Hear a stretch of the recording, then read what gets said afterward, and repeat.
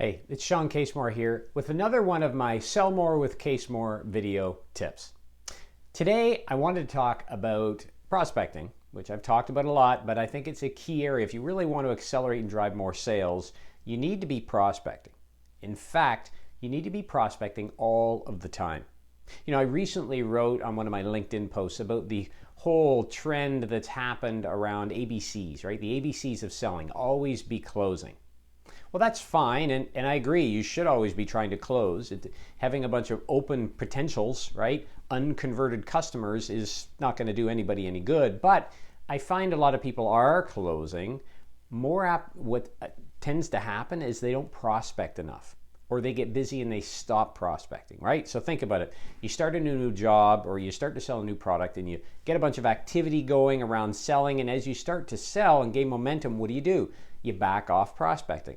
Now, that isn't to say you're doing it on purpose. Maybe you're getting busy. You've got a lot of opportunities in front of you, but the point is you can never, ever stop prospecting. In fact, I call it the ABPs of selling. Always be prospecting. Now, you might be wondering, okay, Shawn, how do I do that, right? I'm too busy to prospect. Well, you're never too busy to prospect. And if you're in a company, in a role, in a job where they don't allow you to dedicate time to prospecting, you want to really look at your career path here.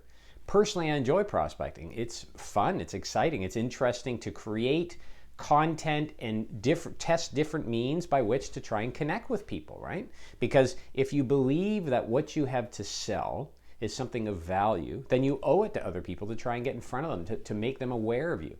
There's 7 billion people in the world, so you're never done prospecting, right? So the point I want to make is, if you think about this ABP, right, the always be prospecting, the key is staying on that path, right?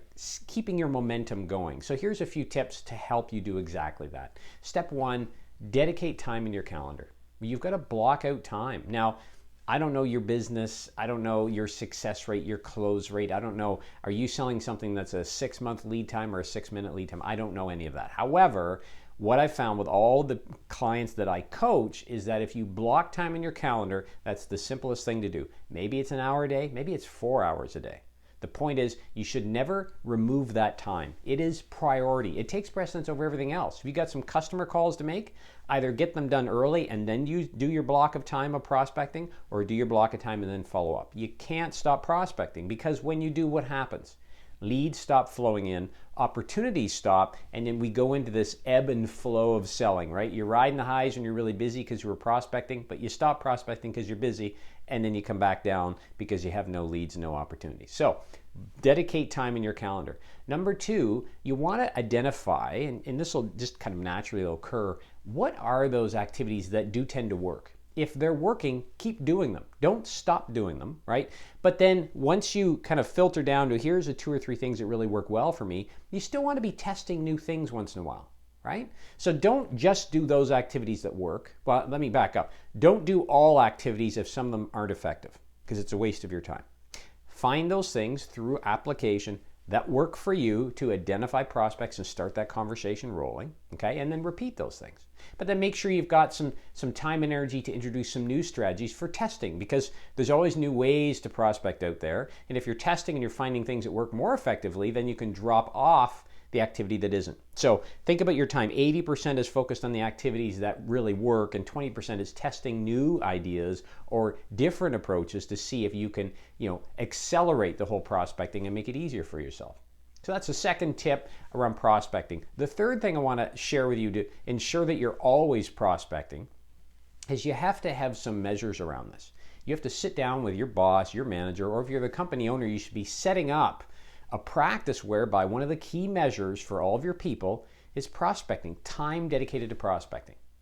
We all know that prospecting is very hit and miss. So I could do a bunch of effort this week in prospecting and really get nowhere, but then I could have a bunch of hits a few weeks later, right? So it's hard to predict, and hence there's not a lot of measures that go into prospecting. But the key in prospecting is time.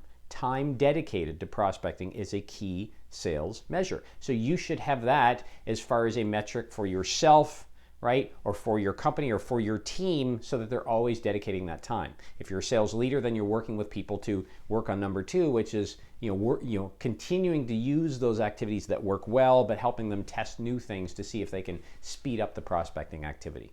So that's my tip for this video. Hope you've enjoyed it. As always, you can find me at www.ShawnCasemore.com. If you'd like more tips, resources, I've got some different prospecting tools and such on there you're welcome to. So stop by, have a look, reach out anytime, and until next time, why don't you get out there today and sell something? We'll talk to you soon. Take care.